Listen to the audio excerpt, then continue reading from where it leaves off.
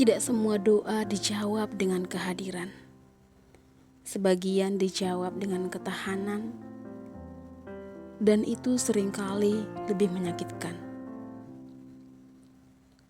8 tahun menikah membuat Nadira dan Sekar hafal wajah kecewa masing-masing. Mereka hafal nada suara dokter yang terlalu tenang saat berkata, "Secara medis tidak ada kendala. Ibu sehat." Kalimat itu terdengar seperti pujian sekaligus hukuman. Sehat tapi kosong. Normal tapi sunyi. Mereka sudah melewati segalanya. Program hamil, obat-obatan mahal, suntikan yang meninggalkan lebam, ramuan tradisional yang pahit yang diminum sambil menahan muntah. Mereka bahkan sampai pada titik tidak lagi berani berharap penuh, karena harapan selalu berakhir dengan darah haid yang datang tanpa permisi. Di antara penantian itu ada Maya. Maya adalah sahabat ketiga mereka. Ia sudah menjadi ibu, sesuatu yang diam-diam selalu membuat Nadira dan Sekar merasa bersalah karena iri. Anaknya, Raka, berusia hampir 5 tahun, sehat, aktif, tapi kata-kata seperti tersesat di tenggorokannya. Terapi bicara 2 kali seminggu, obat fokus yang harganya membuat Maya menjual perhiasan, pengobatan tradisional yang katanya perlu rutin dan sabar. Semuanya dilakukan, namun Raka tetap lebih sering menunjuk daripada berbicara. Suatu hari, mereka bertiga duduk di ruang terapi. Nadira dan Sekar menunggu Maya, sementara Raka berada di dalam bersama terapis. Tangisan anak lain terdengar dari balik pintu. Nadira menunduk. Sekar menggenggam tasnya erat. "Kadang aku iri sama kamu," Sekar berkata pelan pada Maya. "Iri karena aku punya anak?" Maya tersenyum tipis, senyum yang lelah. "Kadang aku iri sama kalian," balasnya dengan jujur. "Iri karena kalian tidak perlu takut anak kalian tidak bisa bicara." Kalimat itu menghantam mereka bertiga sekaligus. Tidak ada yang lebih benar, tidak ada yang lebih menderita. Tuhan membagi luka dengan ukuran berbeda. Beberapa bulan kemudian, konflik itu pecah tanpa aba-aba.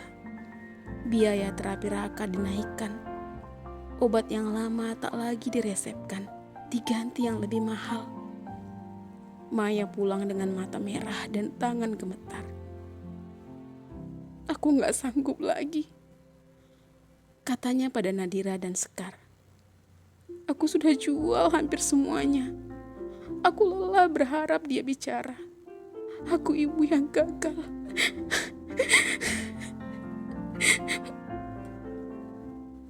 Sekar menangis. Nadira terdiam. Di kepalanya muncul pikiran kejam yang segera ia benci sendiri. Setidaknya Maya sudah punya anak. Malam itu, Nadira pulang dan mendapati suaminya duduk termenung.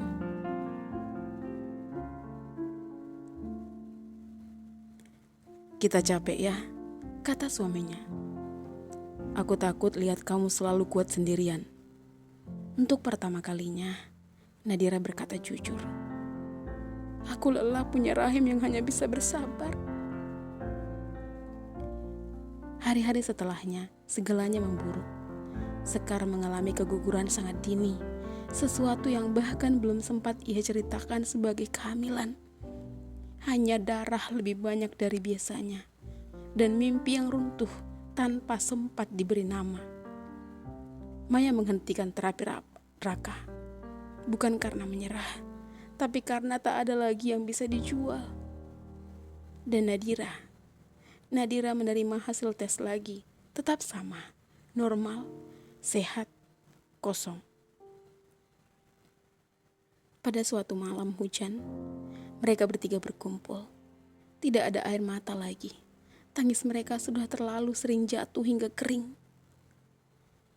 Raka duduk di lantai, menabrakkan mobil-mobilannya ke tembok. "Ma," katanya lagi. Hanya itu, selalu itu. Maya memalingkan wajahnya. Kali ini bukan terharu, melainkan lelah. "Aku capek berharap," katanya datar. "Dan aku capek disuruh bersyukur." Sekar memejamkan mata.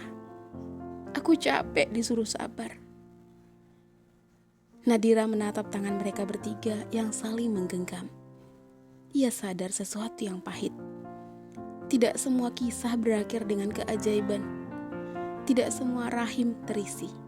Tidak semua anak tumbuh sesuai harapan. Dan iman kadang hanya tentang bertahan, bukan menerima. Malam itu mereka berpisah tanpa janji apapun, tanpa kalimat, suatu hari akan indah. Karena kenyataannya, tidak semua hari diberi pelangi. Beberapa bulan kemudian, Nadira masih belum hamil. Sekar masih menyimpan duka yang tak pernah diumumkan. Maya masih memanggil nama anaknya yang tak kunjung menjawab dengan kata utuh.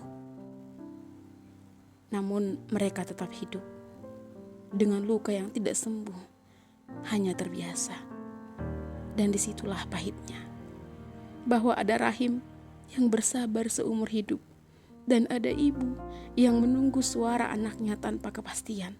Bukan karena Tuhan lupa, melainkan karena hidup memang tidak selalu memberi jawaban yang kita harapkan.